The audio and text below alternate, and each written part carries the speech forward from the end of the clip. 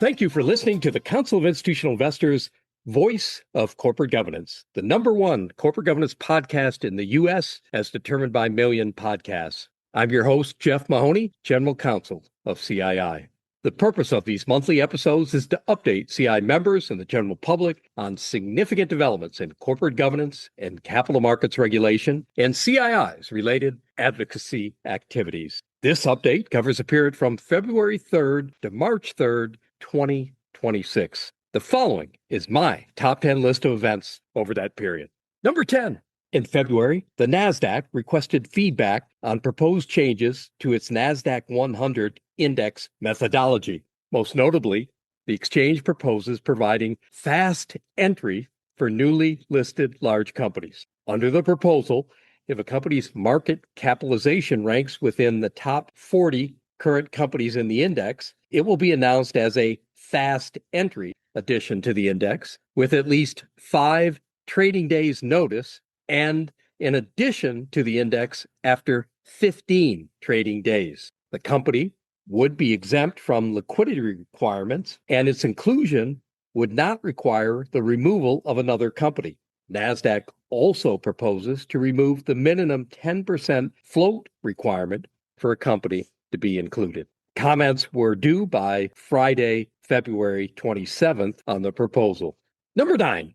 On February 4th, the U.S. House of Representatives Financial Services Committee's Capital Markets Subcommittee held a hearing entitled A New Day at the SEC, Restoring Accountability, Due Process, and Public Confidence. At the hearing, 2 witnesses provided contrasting views on the state of the U.S. Securities and Exchange Commission.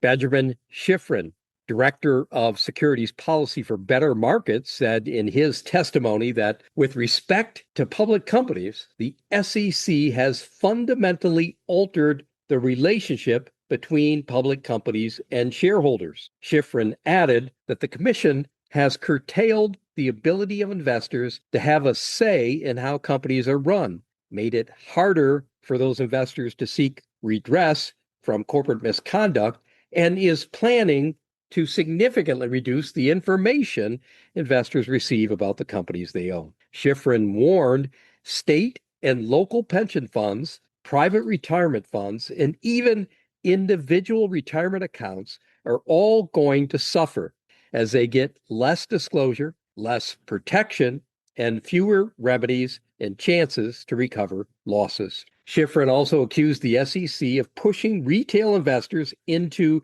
the risky and opaque private markets and relentlessly promoting the crypto industry. Also testifying at the hearing was Alexander Cohen, a partner at Latham & Watkins. Cohen offers several recommendations that Congress should make with respect to U.S. securities regulation, including the following 3 items. 1, amending the Sarbanes-Oxley Act to make the Public Company Accounting Oversight Board in office within the Securities and Exchange Commission. 2, amending Exchange Act Section 14A to clarify that it applies to proxy voting advice provided by advisory firms for a fee, and directing the SEC to rescind the rollback of the 2020 proxy advisor firm rules. And 3, directing the SEC to amend Exchange Act Rule 10D-1 to eliminate its coverage of little r restatements and non-executive officers. CII has publicly opposed all 3 of those actions. Number 8, on February 4th, a federal district judge ruled that a Texas law preventing state investments in firms that the Texas Comptroller's Office deems as boycotting investment in oil and gas companies violated the First and 14th Amendments. The Texas legislature passed a law in 2021 that restricts the state's investment in companies boycotting the fossil fuel industry. In his ruling, U.S. District Judge Alan Albright said the way the law determined what constituted boycotting a company was too broad and undermined the free speech protections of the firms affected. The American Sustainability Business Coalition filed the lawsuit in 2024, against Comptroller Glenn Hagar and Attorney General Ken Paxton, alleging 5 different counts of free speech and due process violations. The American Sustainable Business Coalition then moved for summary judgment on 3 of those claims in January 2025, and Judge Albright ruled in their favor for all 3. The American Sustainability Business Coalition president and co-founder David Levine said in a statement, quote, "The court has affirmed what we've always known. You cannot punish businesses for their investment decisions or silence those who speak about climate risk." Number 7, on February 12th, 3 members of the U.S. House of Representatives sent a letter to CalPERS President and Vice Chair of Investment, Teresa Taylor, seeking information about whether the pension system violated the Internal Revenue Code by prioritizing a radical environmental, social, and governance agenda over its obligations to its beneficiaries. Representatives Tim Walberg of Michigan, Rick Allen of Georgia, and Kevin Kiley of California said CalPERS may be ineligible for certain tax subsidies since they say it lost 71% of its nearly $500 million investment in the private equity CalPERS Clean Energy and Technology Fund. As of February 19th, CalPERS assets under management stood at $604.1 billion. The lawmakers wrote that CalPERS investment policy is tailored around a sustainable investments program and a $100 billion climate action plan. To implement this investment strategy, CalPERS has expended untold and unnecessary amounts of money in violation of the Internal Revenue Code and the California Constitution's mandate to defray reasonable expenses of the system. The lawmakers also asked CalPERS to provide before February 27th a number of documents related to its investments in the Clean Energy Fund, in which the pension system began investing in 2007. A CalPERS spokesperson said in an emailed statement, "We received and are reviewing the U.S. House Committee letter regarding the nearly 2-decade-old investment. As their investigation is ongoing, we have nothing further to add on the matter." Number 6, U.S. Securities and Exchange Commission Chair Paul Atkins testified for 2 consecutive days on Capitol Hill, sharing plans for how he will oversee the SEC and its work. At a February 11th hearing of the U.S. House of Representatives Financial Services Committee, Chair Atkins testified that he would address regulatory creep and make IPOs great again. Chair Atkins described 3 actions in that regard. 1, re-anchoring disclosures in materiality so that investment decisions can turn on economic signals rather than on regulatory noise. 2, depoliticizing shareholder meetings by restoring their focus to significant corporate matters. And 3, allowing public companies to have litigation alternatives to shield innovators from the frivolous and investors from the fraudulent. Representative Brian Steele of Wisconsin said he was working on legislation to address the risks posed to the capital markets by proxy advisors, and he asked the SEC chair what the commission is doing to address this issue. Chair Atkins responded that proxy advisors are a symptom of the underlying problem, which is the weaponization of shareholder proposals. The chair also said the SEC is looking at corporate governance and the shareholder proposal ecosystem. Highlighting his plans to streamline corporate disclosure, Chair Atkins said the commission must modernize, rationalize, and streamline reports so that they are meaningful, understandable, and not a repellent to investors. Representative Bill Foster of Illinois questioned if companies could use artificial intelligence to help write their disclosures, and investors could use it to access all the most valuable information in those disclosures. Foster asserted that the whole narrative of less disclosure is going in the wrong direction in an AI world. In his testimony, Chair Atkins pointed to recent reforms to the Public Company Accounting Oversight Board.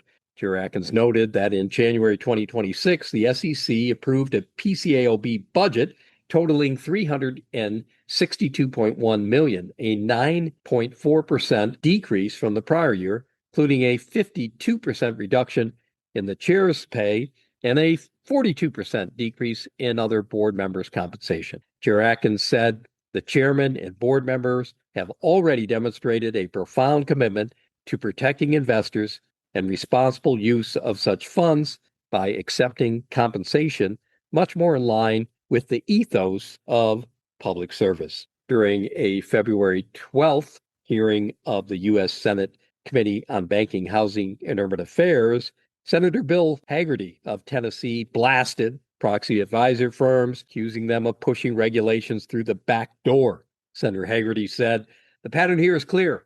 Congress and the SEC set the rules, and the proxy cartel does whatever it wants to backdoor alternatives to those rules." Senator Hagerty said this results in increased compliance costs and diminished capital formation and decreases the attractiveness of companies going public. Senator Hagerty asked Chair Atkins what the SEC is doing to prevent proxy advisors from using their market dominance to become de facto regulators. The SEC chair said the commission is reviewing all the regulations affecting these advisors and is collaborating with the Department of Labor and the Federal Trade Commission.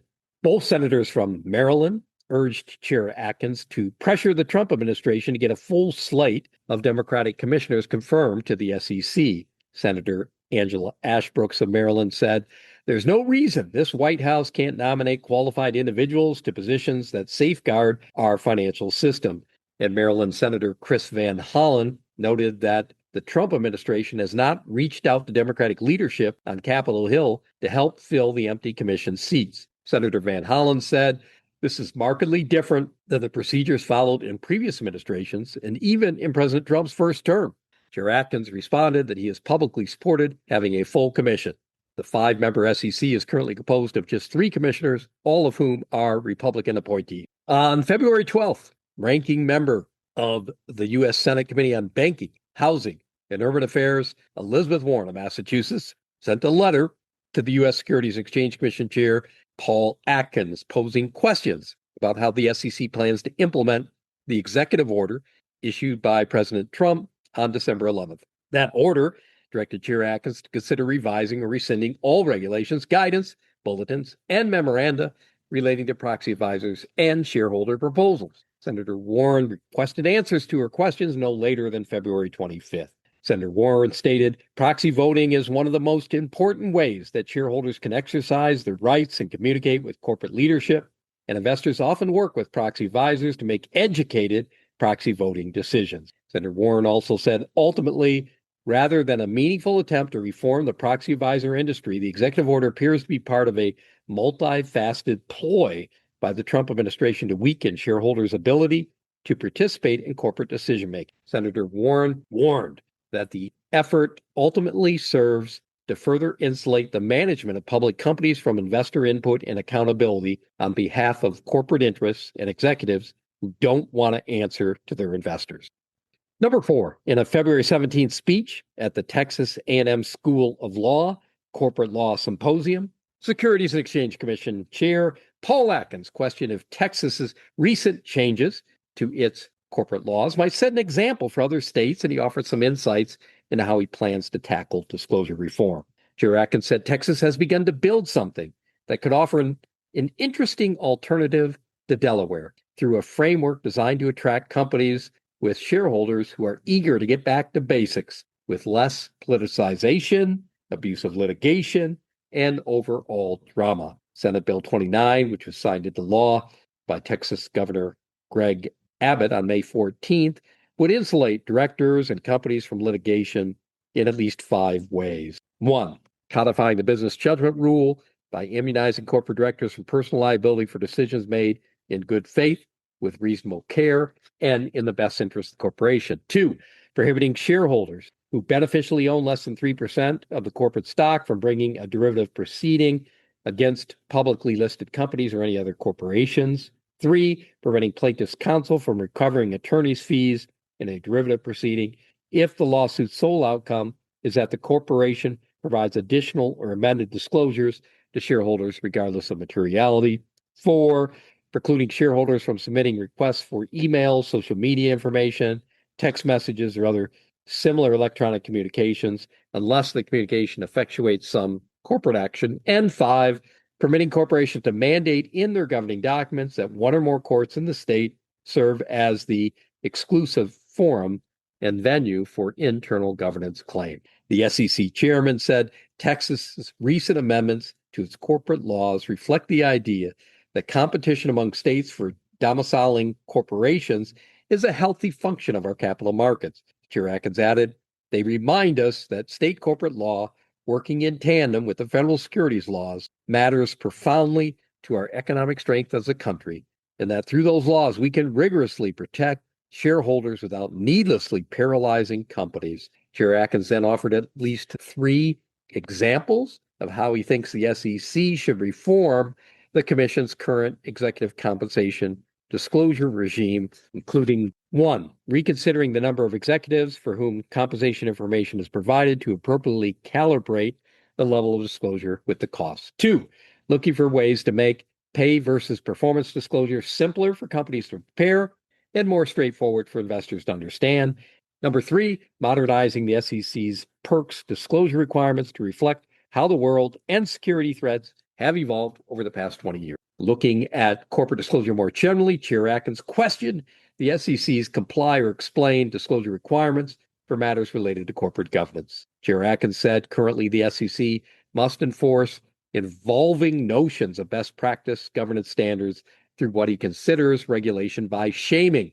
Chair Atkins also called impractical some executive compensation disclosures, including those for CEOs who recently departed a company and those for transactions between a company and executives' immediate family members.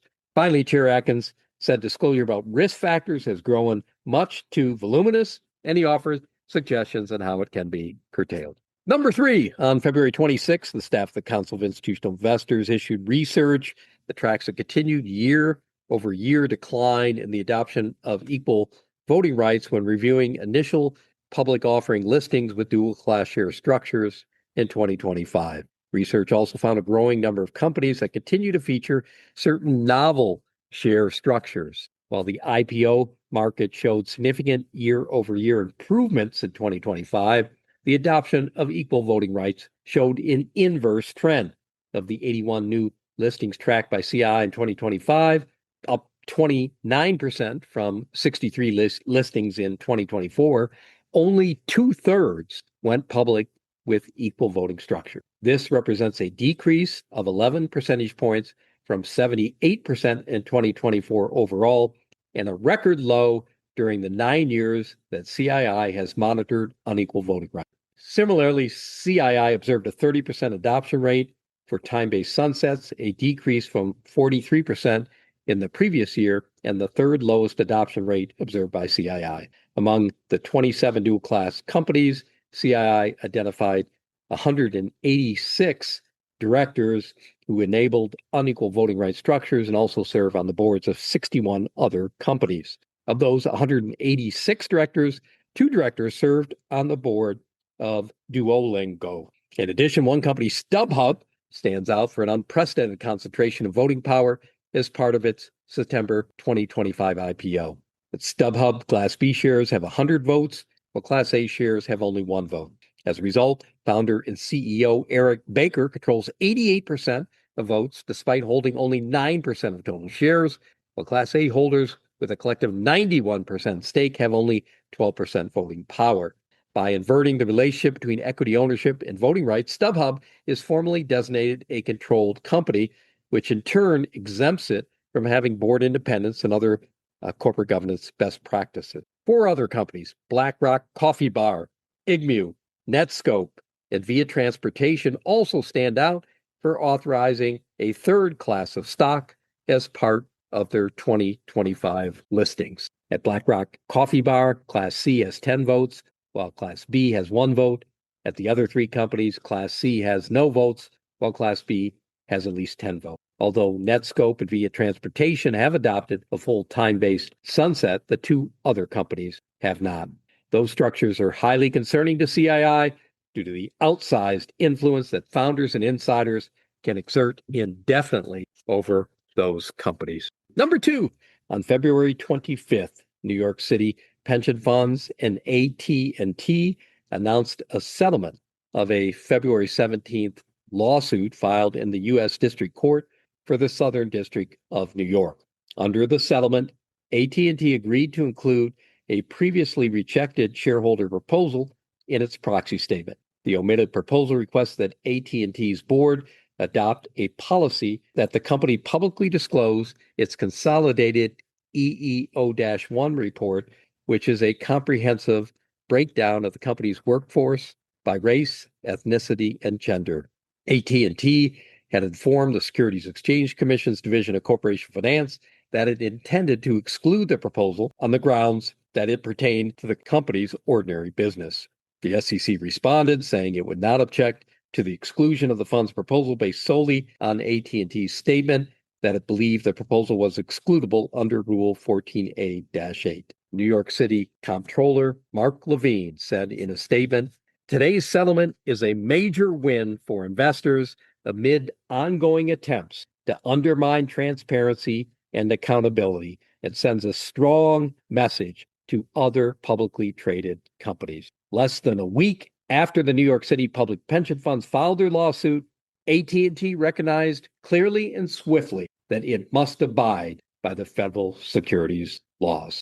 February 19th, the People for the Ethical Treatment of Animals filed a lawsuit against PepsiCo in the U.S. District Court for the Southern District of New York. The lawsuit argues that PepsiCo violated Rule 14A-8 by failing to notify shareholder Carrie Masters in a timely manner of easily rectifiable deficiencies in Masters' shareholder proposal. The lawsuit seeks to compel PepsiCo to include the resolution in its proxy statement. PepsiCo had notified the SEC that it was going to omit the proposal based on deficiencies, and the SEC responded based solely on PepsiCo's representation that it has a reasonable basis to exclude the shareholder proposal. We will not object if the company excludes the proposal from its proxy materials. Less than a day after the People for the Ethical Treatment of Animals filed the lawsuit against Pepsi, Pepsi reversed course and agreed to include the proposal from shareholder Carrie Masters at its 2026 annual meeting. That proposal requested a report about the treatment of animals in its supply chain. February 17th, the Nathan Cummings Foundation filed suit against Axon Enterprise, Inc. in the U.S. District Court for the District of Columbia. The lawsuit alleges that Axon Enterprise, Inc. omitted Nathan Cummings Foundation's proposal asking the company to publish a report detailing how it determines when and where corporate funds are used to support or oppose political candidates or influence elections. The suit requests expedited injunctive relief to ensure the proposal appears in Axon's 2026 proxy statement, expected to be filed in mid-April.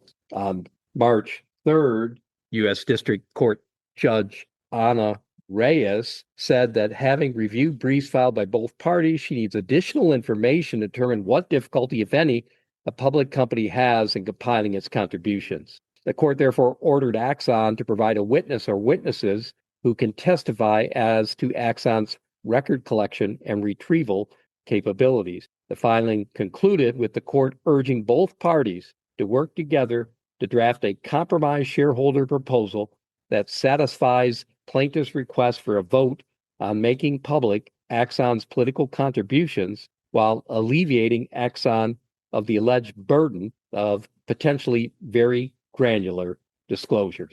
And my number one most significant development in U.S. corporate governance, capital markets regulation for the period from February 3rd to March 3rd, 2026 occurred on February 12th when Senators Ruben Gallego of Arizona and Mike Rounds of South Dakota introduced the Enhancing Multi-Class Share Disclosures Act, which requires companies with multi-class stock structures to make certain disclosures in their proxy or consent solicitation materials. Specifically, companies with multi-class share structures would be required to disclose the number of shares owned and the voting power held by directors, director nominees, executives, or anyone that owns 5% or more of the company's total voting power.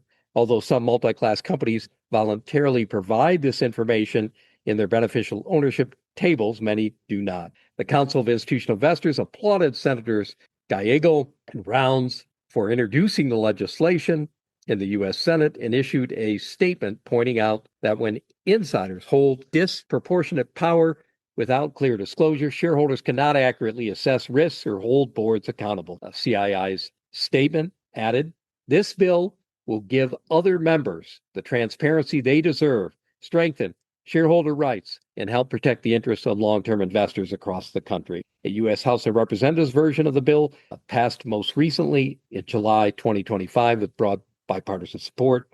In addition, in December 2025, the House passed the Incentivizing New Ventures and Economic Strength Through Capital Formation Act, which also contained a version of the bill. That completes my monthly update on significant developments in corporate governance and capital markets regulation. If you have any questions regarding any of the issues discussed, please feel free to email me at Jeff, that's Jeff, at CII.org. Until next time, I'm Jeff Mahoney. Thanks again for listening to the Voice of Corporate Governance.